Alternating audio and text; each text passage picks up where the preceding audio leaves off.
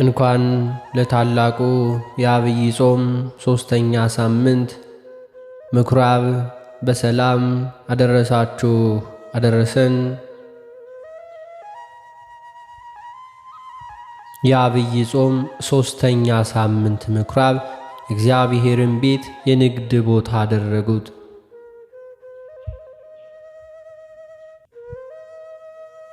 በኦርቶዶክሳዊት ቤተ ክርስቲያናችን የበዓል ቀኖና መሠረት የዐቢይ ጾም ሦስተኛ ሳምንት ምኵራብ ተብሎ ይጠራል።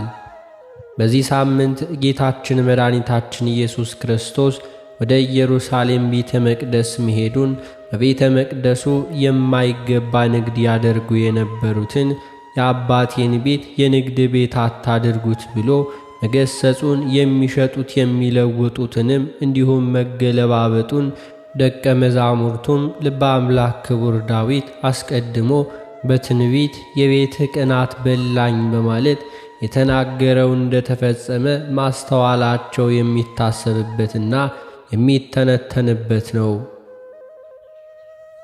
የቅዱሳት መጻሕፍት መልእክት እስከ ዓለም ፍጻሜ ለሚመጡ ምዕመናን በሙሉ ትርጉም ያላቸውና ቅድስት ቤተ ክርስቲያን ከዘመኑ ሁኔታ አንጻር ከቃለ እግዚአብሔር እንዲሁ እንዳንርቅ ታሪኩን መነሻ በማድረግ ታስተምረናለች።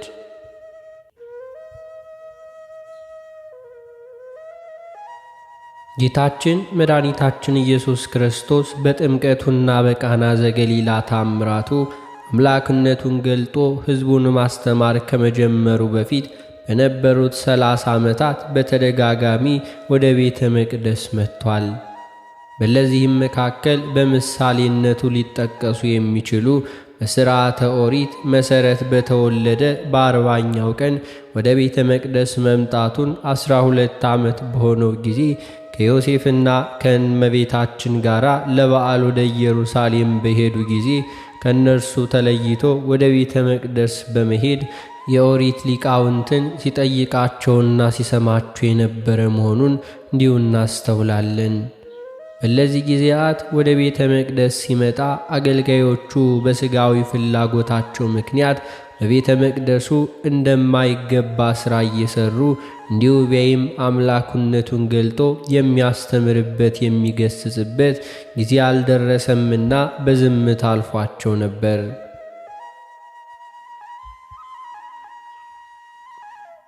ጊዜው በደረሰ ጊዜ ሊቃናት አይሁድ ባለመታዘዝ ያረከሱትን ቤተ መቅደስ ያነጻ ዘንድ ወጣ። መሥዋዕተ ኦሪት ይሰዋበት የነበረውን ቤተ መቅደስ ያነጻው ዘንድ ጌታ ራሱን የአዲስ ኪዳን መሥዋዕት አድርጎ አቅርቧልና አላፊ ጠፊ የሆኑትን የብሉይ ኪዳን የመሥዋዕቱን እንስሳ ከቤተ መቅደስ ሁሉ አስወጣ።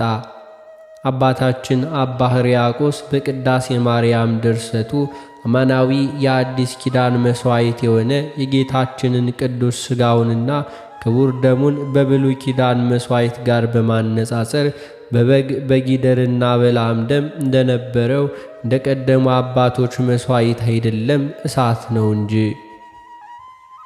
ፈቃዱን ለሚሰሩ ልባቸውን ሁሉ ላቀኑ ሰዎች የሚያድን እሳት ነው።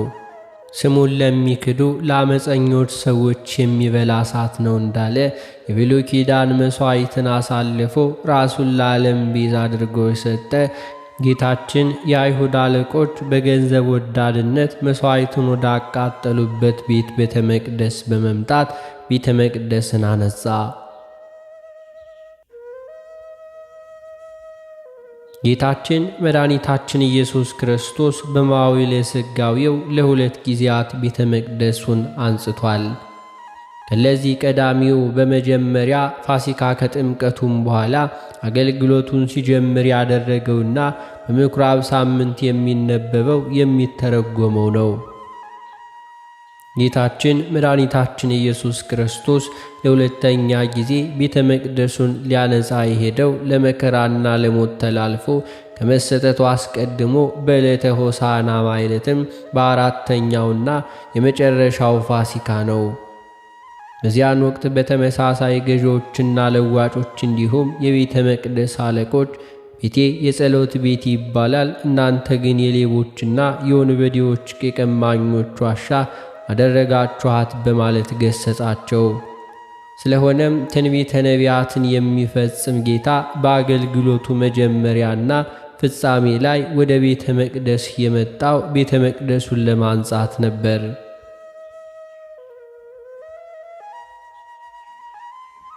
መድኃኒታችን ኢየሱስ ክርስቶስ ቤተ መቅደስ የሄደው የአይሁድ የፋሲካ በዓል በደረሰ ጊዜ እንደነበረ እንዲሁ ጠቅሷል። እግዚአብሔር በያዝንባቸውና ይህ የፋሲካ በዓል በትክክል ሲከበር ኑሮ የእግዚአብሔር ፋሲካ ይባል ነበር። እግዚአብሔር ለሙሴ የበዓላትን ሥርዓት ሁሉ ሲነግረው በዓላቱን በዓላቴ የእግዚአብሔር በዓላት በማለት ጠርቷቸዋል።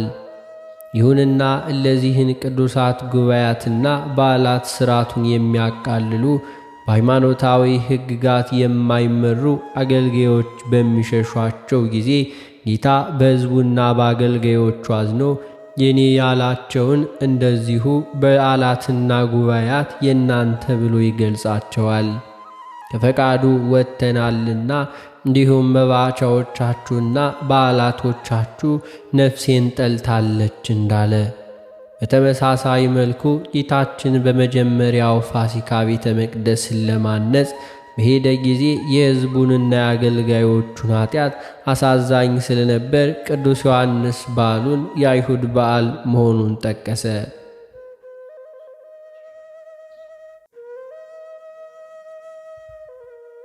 ጌታችን መድኃኒታችን ኢየሱስ ክርስቶስ ወደ ቤተ መቅደስ ሲመጣ በቤተ መቅደሱ የሚሸጡ የሚለውጡ ሰዎችን፣ የሚሸጡ የሚለወጡ እንስሳትን አገኘ።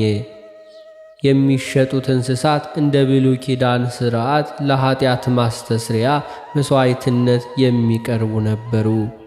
የካህናት አለቆችና እንዲሁም ግብረ አበሮቻቸውም በቤተ መቅደሱ የሚሸጡትን እንስሳ ለመሥዋዕት ብቁ መሆናቸውን የሚያሳይ ማስረጃ በመስጠት በምትኩም ገንዘብ እየተቀበሉ አገልግሎቱ መልኩን ቀይሮ ንግድ ሆኖ ነበርና፣ ለመሥዋዕት የሚሆነውን እንስሳ የሚሸጡት ሰዎችም ስለሚያገኙት ትርፍ እንጂ ስለ መሥዋዕቱ ንጽሕና አልነበረም።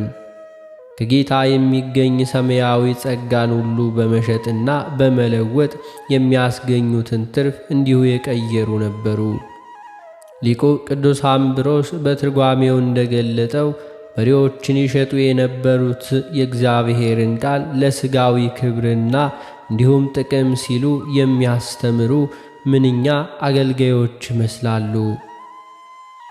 በጎች ይሸጡ የነበሩ ሰዎች መልካም ነገርን ለውዳሴ ከንቱ ሲያደርጉ የሚያደርጉ ጌታችን ዋጋቸውን በምድር እንዲሁ ተቀብለዋልና ያላቸውን ከከንቱ ውዳሴ ፈላጊዎች እነርሱን ይመስላሉና፣ ርግቦችን የሚሸጡትንም የመንፈስ ቅዱስን ጸጋ በገንዘብ መሸጥና እንዲሁም መግዛት የሚፈልጉትን ሲሞናውያንን ይመስላሉ።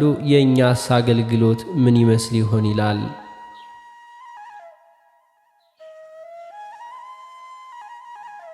ጌታችን መድኃኒታችን ኢየሱስ ክርስቶስ ቤተ መቅደስን ሲያንጻት እንደ ምልክት ከተፈጸሙ ተግባራት መካከል በቤተ መቅደስ ግቢ ይሸጡ እንዲሁም የነበሩ በጎችና በሬዎች ከቤተ መቅደስ ማስወጣት፣ የገንዘብ ለዋጮችን ገንዘባቸውን መበተን፣ እንዲሁ ገበታቸውን መገልበጥ፣ ርግብ ሻጮችን ርግባቸውን እንዲያወጡ ማዘዙን ይሄ ሁሉ ይጠቀሳል። ሲያወጣቸውም የገመድ ጅራፍ አብጅቶ ሰርቶ ከቤተ መቅደስ አስወጣቸው። አባቶቻችን በትርጓሜ ሲያብራሩት ጅራፉን የሰሩት ሐዋርያት እንደነበሩ ጠቅሰዋል። የጅራፉንም ሥራ ለአለቃው ሰጥቶ መናገር እንዲሁ ልማድ ነውና ቅዱስ ዮሐንስ በወንጌሉ ጌታ ጅራፍ መሥራቱን ገለጠ። ሊቃውንት እንደሚያስተምሩት ጌታችን ወደ ቤተ መቅደስ የመጣው ለፍርድ ሳይሆን ለማንጻት ነበርና፣ ሻጮችና ለዋጮች ሰዎች ሳይሆኑ የሚሸጡትንና የሚለውጡትን ርግቦች፣ በጎች፣ በሬዎችን፣ የሰዎችን የሚለውጡ ገንዘብ ከቤተ መቅደስ ሁሉ አስወጣ። ይህን ያደርጉ የነበሩ ሰዎችን ግን በመገሰጽ አሳለፋቸው እንጂ ፈርዶ አላባረራቸውም። የመጣው ለፍርድ አልነበረምና በዳግም ምጽአት ሲገለጥ ግን ለፍርድ ይመጣል። በቤተ መቅደስ ያልተገባ ሥራ የሠሩትንና እንዲሁም የሚሠሩትን ይቀጣቸዋል።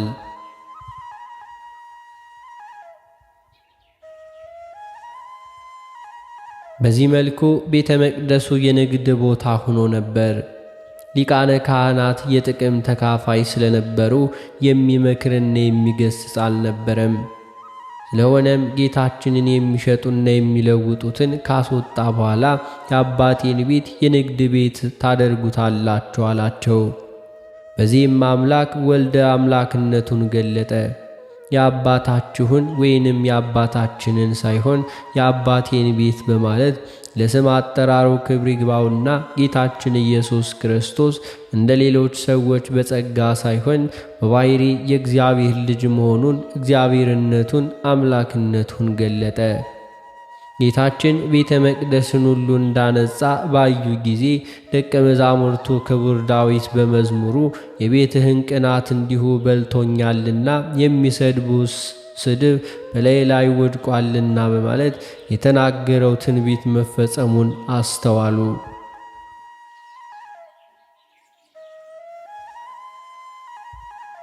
ሊቃናት አይሁድ በቤተ መቅደሱ ሲሸጡና ሲለውጡ ሥጋዊ የገንዘብ ትርፍና ዝና በማሳደድ የቤተ መቅደሱን ክብር ሲያቃልሉት እንዲሁም ሲያደርጉት ሁሉ ለመንፈሳዊ ዓላማ ያደረጉት ለማስመሰል በቤተ መቅደስ ለሚሸጡትና ለሚለውጡት የመሥዋዕት እንስሳና ገንዘብ የትክክለኛነት ማረጋገጫ ይሰጡት ነበር። ዛሬም እንዲሁ ተረፈ አይሁድ የሆኑ ምንኛ አገልጋዮች አሉ። ንጹሑን መሥዋዕት መዝሙሩንም ንዋየ ቅድሳቱንም ባለ ንግሡንም ጸበሉንና ሌሎቹንም መንፈሳውያን እሴቶቻችንን ለገንዘብ ማስገኘት እንዲሁ ሲጠቀሙባቸው ዓላማቸውን መንፈሳዊ ለማስመሰል ይሞክራሉ። የዋሃንንም ሁሉ ያስታሉ። በቤተ መቅደሱ ንግድም ሲያደርጉ አገልጋዮች በቤተ መቅደሱ የሚቀርበውንም መሥዋዕት ለሥጋዊ ጥቅም ሲያውሉ በዚህም ምክንያት ከነበሩ መንፈሳውያን አገልግሎቶችን ሲያቃልሉ አርአያ የሆነ ጌታችን መድኃኒታችን ኢየሱስ ክርስቶስ በዝምታ አላለፋቸውም።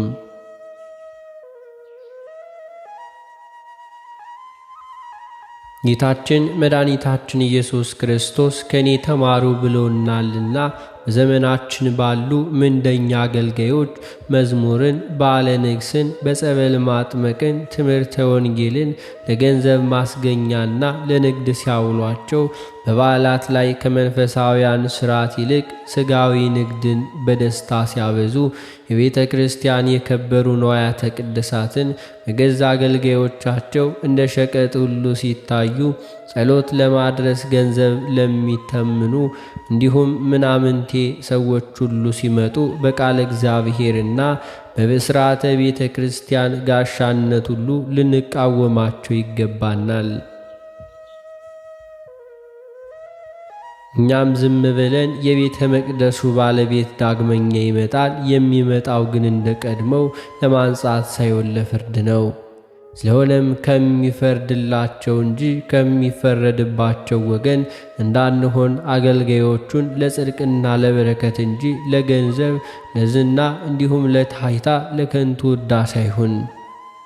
እያንዳንዳችንም የእግዚአብሔርን ቤተ መቅደስ ቤተ ክርስቲያን እንዳይሁድ ሊቃናት ለገንዘብና ለዝና እንዲሁም ሁሉን ነገር ለማግኘት የሚጠቀሙ ምንደኛ አገልጋዮችን ለይተን ልናውቅ እንዲሁም ልናርቃቸውም ይገባናል።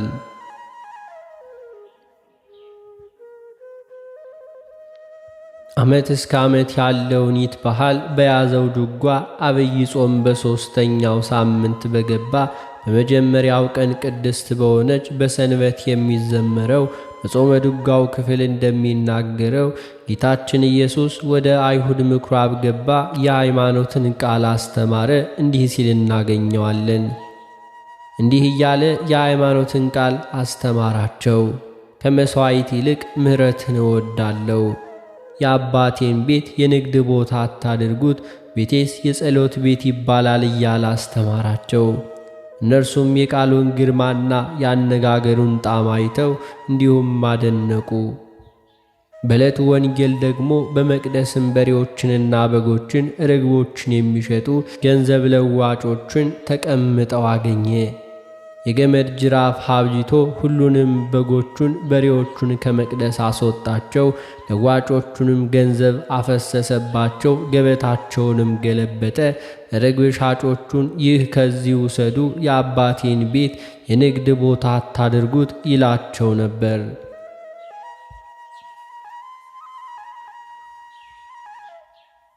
ቅዱስ ያሬድ ይህንን የወንጌል ክፍል ይዞ ወደ አይሁድ ምኵራብ ገባ፣ የሃይማኖት ቃላቸውን አስተማረ ይላል። ወንጌላዊው ቅዱስ ዮሐንስ ደግሞ ወደ አይሁድ ምኵራብ ገብቶ በጎችን በሬዎችን ከመቅደስ በጅራፍ እየገረፈ እንዳስወጣቸው ይናገራል።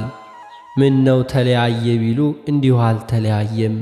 ቅዱስ ዮሐንስ አፈወርቅ በዚህ የወንጌል ክፍል ባስተማረው ትምህርት ላይ እንዲህ ይላልና አንድ ሰው እንዲህ ብሎ ሊጠይቅ ይችላል። ኢየሱስ ክርስቶስ ቤተ መቅደሱን ገበያ አድርገውታል። እንዲሁም ባገኛቸው ጊዜም ከወትሮው በተለየ በታላቅ ቁጣ እንዲሁ ገሰጻቸው። ገስጿቸውም አልተቀበላቸውም። በጅራፍ አብዝቶ እየገረፈ እንዲወጡ አረጋቸው እንጂ። ነገር ግን ከዚህ በፊት አንተስ ሐምራዊ ጋኔን አለብህ ሲሉት ምንም አልተናገራቸውም ነበር። ለምን ሲባል በእርግጥ ነው እውነት ነውና። እነርሱም ቢሆን ያም ቢሆን ሲናገራቸው ከወትሮው በተለየ ዝም አሉ እንጂ ክፉ ኃይለ ቃል አልተናገሩም። አይሁድ ለራሳቸው ጥቅም ሲሆን ይናገሩታል። ክርስቶስ ግን ለእነዚህ ጥቅም ሲሆን እንዲሁ ይናገራቸዋል። የዚህም ማሳያ የአባቴን ቤት የንግድ ቤት አታድርጉት ባላቸው ጊዜ ይህንን ስለምታደርግ ምን ምልክት ታሳየኛለህ አሉት።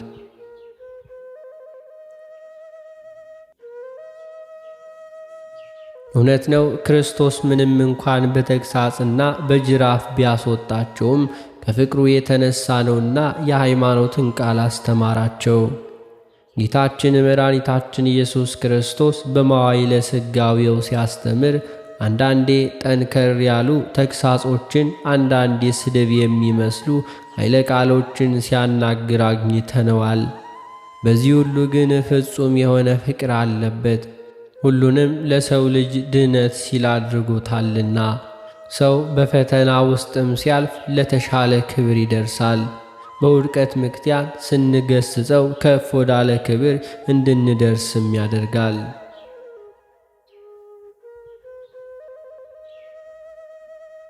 ክርስቲያኖች ዛሬ ቤተ ክርስቲያንን የብሔር፣ የቋንቋ፣ የዘር፣ የሥልጣን እንዲሁም መነገጃ ለማድረግ የሚጥሩ አሉና እንደ ቅዱስ ዳዊት የቤትህ ቅናት በልታኛለችና የሚሰድብህም ስድብ በላይ ላይ ወድቋልና ነፍሴም በጾም አስመረርኋት እንበል። ስለ ቤተ ክርስቲያን እንጹም፣ ስለ ቤተ ክርስቲያናችን እንቅና። በስሙ ክርስቲያን ተብለን የተጠራን ሁላችን መንፈሳዊ ቅናት ይኑረን። ቅዱስ ያሬድ መዓዛ ሆሙ ለቅዱሳን አንቀጸ መድኃኒት፣ የቅዱሳን መዓዛ የመድኃኒት በር እያለ የሚጠራትን ቤተ ክርስቲያን ሻጮችና ለዋጮች የወንበዴዎች ዋሻ እንዳያደርጓት ዘወትር ወደ በሯ እንገስግስ፣ እንዲሁም በመዓዛዋ እንርካ፣ በመድኃኒቷ እንፈወስ።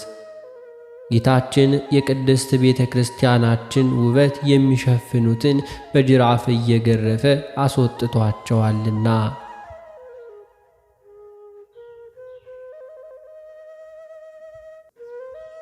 ሊቁ ቅዱስ ያሬድ በጾመ ድጓው እንደ ፀሐይ የምታበራ እንደ ሙሽራ የተሸለመች እግዚአብሔር ልጆች በውስጧ ገብተው የሚያርፉባት እጅግ ያማረች የክርስቶስ ሀገር እያለ ስለሚናገርላት ቅድስት ቤተ ክርስቲያን ውበት ትንሽ ሐሳብን እናንሳ። ቅድስት ቤተ ክርስቲያን ውብ ነች፣ ውበቷም ልዩ ልዩ ነው። ሥላሴ ይህንን ዓለም ውብ አድርገው ፈጥረውታልና የሰው ልጅ በተፈጥሮ ውበት ይማረካል። ከሁሉም ደግሞ ውብ የሆነው የቅድስት ቤተ ክርስቲያን ውበት ራሱ የሚለካበት ነውና ሰላማዊ ኢየሱስ ክርስቶስ በማይናወጽ ዓለት ላይ የተመሠረተ በከበረ ደሙ እንዲሁም ያተማት ናት። የክርስቶስን መዓዛ የምናሸትባት፣ ክርስቶስን ራሷን የምናይባት ቅድስት ልዩ የሆነች መንግሥት ናት። የሰው ልጅ በዓለም ላይ ሳለ እንዲሁም ለዓይኑ መልካምን ነገር ማየት ለጆሮውም መልካምን ነገር መስማት ጊዜያዊ ቢሆንም ሰላም እንዲሰማው ያደርጋል። ቅድስት ቤተ ክርስቲያናችን ግን እውነተኛውን ምንጭ የማይነጥፈውን ዘላለማዊ ሰላምን ትሰጣለች። በዓለም ምናምንቴ ምክንያት እንዲሁም ያጣነውን ሰላም ዕለት ዕለት ትለግሰናለችና የእውነተኛ ረፍት ምንጭ ናት። ዓለምን የሚማርክ ኃይል የሆነ ውበት አላት። ሶሎሞን በመኃልየ መኃልይ ይህች እንደ ማለዳ ብርሃን የምትጎበኝ እንደዚሁም እንደ ጨረቃ የተዋበች እንደ ፀሐይም የጠራች ዓላማ ይዛ እንደ ተሰለፈች ሰራዊት የምታስፈራ ማናት ይላል። ጨረቃ ብርሃኗን ከፀሐይ የምታገኝ ቢሆን ግርማውና ውበቷ ተሰጥቷታልና ቅድስት ቤተ ክርስቲያን በጨረቃ ተመሰለች። ክርስቶስ ይህን ውበትን የሚያደበዝዙትን እጅግ ይቃወማል።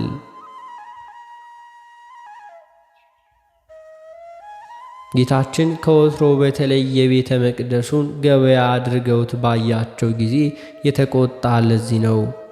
ሲወግሩት ድንጋይ ሲያነሱበት ያላሳያቸውን መቆጣት፣ እንዲሁም ምራቃቸውን ሲተፉበት ያላሳያቸውን ቅጣት፣ በከበረ ደሙ የሚባርካትን ከአብራ ከመንፈስ ቅዱስ ለሚወልዳቸው ልጆቹ መጠጊያ ለምትሆን ስለ ቅድስት ቤተ ክርስቲያን በቅናት ተናገራቸው፣ በጅራፍም እየገረፈ አስወጣቸው።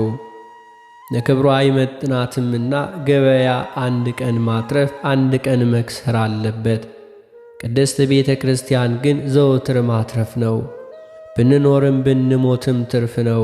ገበያ አንድ ቀን እርካታ አንድ ቀንም ረሃብ ያለበት ነው። ቅድስት ቤተ ክርስቲያን ግን ለዘላለም የማያስርብ ለዘላለም የማያስጠማ መብል መጠጥ ያለባት ናትና ገበያ ሽንገላ አለበት። ከቅድስት ቤተ ክርስቲያን ግን ሁልጊዜ ጽድቅ አለ። ገበያ ስርት አለ፣ ራስ ወዳድነት፣ ፍቅረ ንዋይ አለበት። ቅድስት ቤተ ክርስቲያን ግን ፍጹም የሆነ ሕግ፣ ፍቅር እንዲሁም ጠላትን መውደድ ያለባት ናት።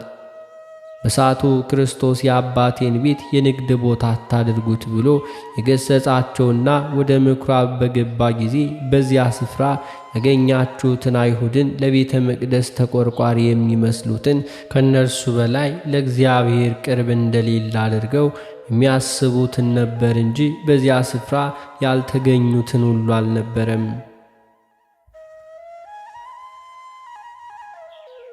ስለዚህ ዛሬም ክርስቶስ ይህንን የቤተ መቅደስን ውበት በገበያ የሚሸፍኑትን በጅራፍ እየገረፈ ያስወጣቸዋል፣ እጅግም ይቀናልና። ይህን የውበት ሁሉ መለኪያ የሆነውን ውበት ተማርከንበት ሳናደበዝዘው ዕለት ዕለት የቅድስት ቤተ ክርስቲያናችንን ውበት እየገለጥን ለመኖር ያብቃን። እንዲሁም ክርስቶስ በክርስቲያኖች አካል በደሙም በገዛው ቤተ መቅደስ ሁሉ ይቀናልና ባሪያውና በአምሳሉ በፈጠረው ክቡር በሆነው በሰው ልጅ ያለ ዋጋ እንደተገኘ ዕቃ በዓለም ገበያ በረከሰ ዋጋ ሲቸረቸር ክርስቶስ እጅግ ይቀናልና። ቅዱስ ዳዊት ለወንድሞቹ እንደሌላ ለእህቶችም ልጆች እንደ እንግዳ ሆንኩባቸው፣ የቤትህ ቅናት በልቶኛልና ለሚሰድቡህም ስድብ በላይ ላይ ወድቋልና። ይህንንም እንዳለ ክርስቶስ ለሰው ልጅ ሲል ፍጹም ሰው ፍጹም አምላክ ሆኗል። ክብር ይግባውና ሩቅ ብእሲ ተብሏል። ጋኔን አለብህ ተብሏል። እንዲሁም ተሰድቧል። ምራቅ ተተፍቶበታል። ማን ነው የመታህ እስኪ እንወቅ እየተባለ እንዲሁም ተዘብቶበታልና። ቅዱስ ዳዊትም አስቀድሞ ይህን ክርስቶስ ለሰው ልጅ ሁሉ ድኅነት ሲል የሚቀበለውን መከራና መዘባበት በመመልከት ለስለ ፀሐይ ስንሰግድ እንዲሁም መሥዋዕተ ሪያ ብላ ብለው በተግደረደሩ ጊዜ የሚሰድቡ ስድብ በላይ ላይ ወድቋልና አለ። ስለዚህም ክርስቶስ ይህንን ያክል ለሚቀናለት ቤተ መቅደሱ እንደ እሳት በሚያቃጥል እንዲሁ ቅናት እየተቃጠለ ይህን የሃይማኖት ቃል አስተማረ።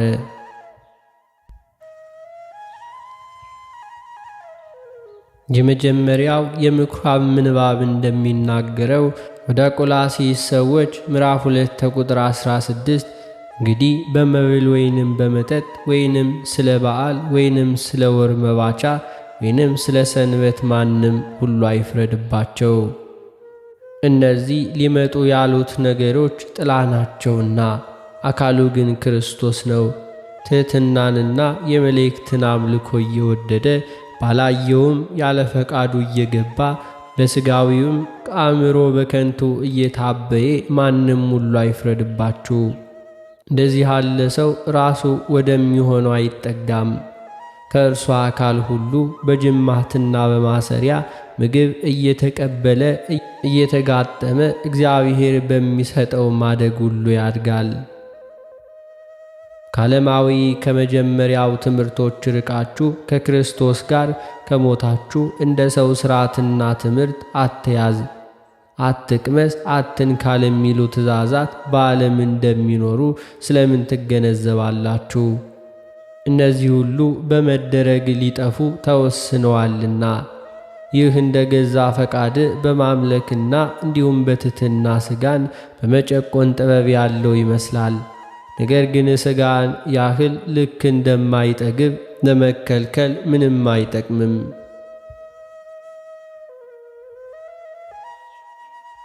ሁለተኛው ምንባብ የያዕቆብ መልእክት ምዕራፍ 2 ከቁጥር 15 እንደሚለው ወንድሞቼ ሆይ እምነት አለኝ የሚል ሥራ ግን የሌለው ሰው ቢኖር ምን ይጠቅመዋል? እምነቱስ ሊያድነው ይችላልን? ወንድም ወይንም እህት ራቁታቸውም ቢሆኑ የዕለት ምግብም ቢያጡ ከእናንተ አንዱ በደህና ሂዱ፣ እሳት ሙቁ፣ ጥገቡ ቢላቸው ለሰውነት ግን የሚፈልጉትን ባለሰጧቸው ጊዜ ምን ይጠቅማቸዋል? እንደዚሁም ደግሞ ሥራ የሌለው እምነት ቢኖር በራሱ የሞተ ነው። ነገር ግን አንድ ሰው አንተ እምነት አለ፣ እኔም ሥራ አለኝ፣ እምነትህን ከሥራ ለይታ አሳየኝ፣ እኔም እምነቴን በሥራ ያሳይሃለሁ ይላል። እግዚአብሔር አንድ እንደሆነ አንተም ታምናለ፣ መልካም ታደርጋለ። አጋንንትም ደግሞ ያምናሉ ይንቀጠቀጡማል። አንተ ከንቱ ሰው እምነት ከሥራ ተለይቶ የሞተ መሆኑን ልታውቅ ትወዳለህን? አባታችን አብርሃም ልጁን ይስሐቅን በመሠዊያው ባቀረበ ጊዜ በሥራ የጸደቀ አልነበረምን? እምነት ከሥራ ጋር አብሮ ያደርግ እንደነበር በሥራም እምነቱ እንደተፈጸመ ትመለከታለህን? መጽሐፍም አብርሃም እግዚአብሔርን አመነ፣ ጽድቅ ሆኖ ተቆጠረለት ያለው እንዲሁ ተፈጸመ፣ የእግዚአብሔር ወዳጅም ተባለ። ሰው በእምነት ብቻ ሳይሆን በሥራም እንደሚጸድቅ ታያላችሁ። እንደዚሁ ጋለሞታይቱ ረዓብ ደግሞ መልእክተኞችን ተቀብላ በሌላ መንገድ በሰደደቻቸው ጊዜ በሥራ አልጸደቀችምን? ከነፍስ የተለየ ሥጋ የሞተ እንደሆነ እንዲሁ ደግሞ ከሥራ የተለየ እምነት የሞተ ነው።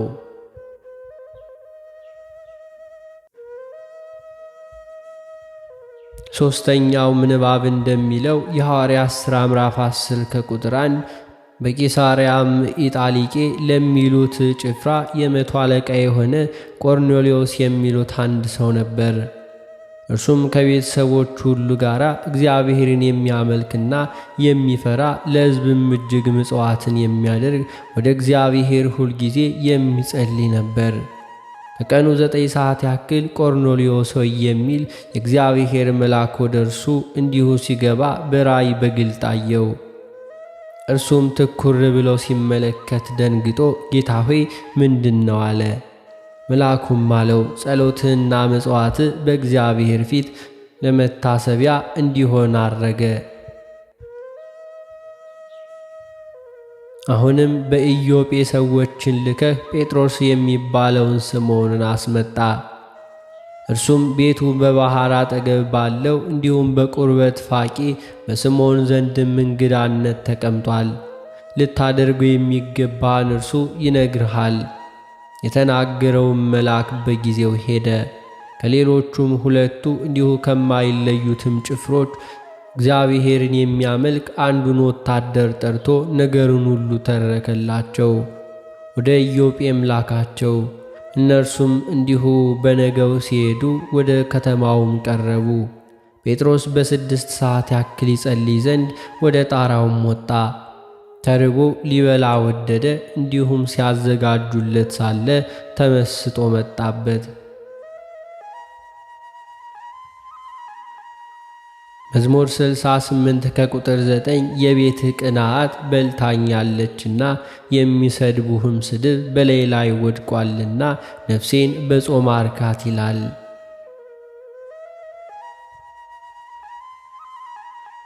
የዕለቱ የምኵራብ ወንጌል እንደሚለው የዮሐንስ ወንጌል ምዕራፍ 2 ከቁጥር 12 ከዚህ በኋላ ከእናቱና ከወንድሞቹ ከደቀ መዛሙርቱም ጋር ወደ ቅፍርናሆም ወረደ። በዚያም ጥቂት ቀን ኖረ። የአይሁድ ፋሲካም ቀርቦ ነበረ። ኢየሱስም ወደ ኢየሩሳሌም ወጣ።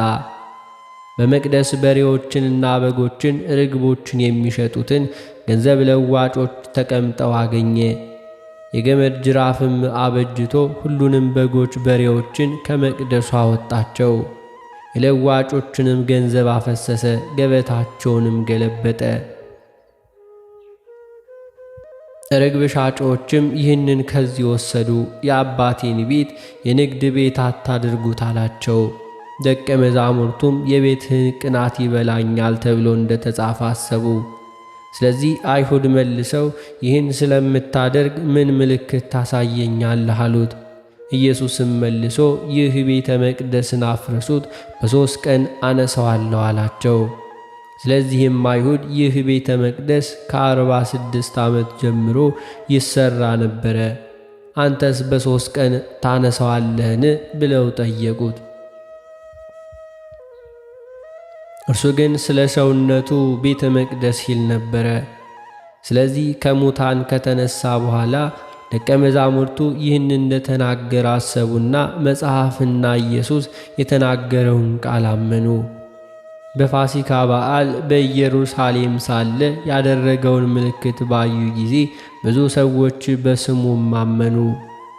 ነገር ግን ኢየሱስ ሰዎችን ሁሉ ያውቅ ነበረ፣ ስለ ሰውም ማንም ሊመሰክር አያስፈልገውም ነበርና አይተማመናቸውም ነበር፣ ራሱ በሰው ያለውን ሁሉ ያውቅ ነበርና።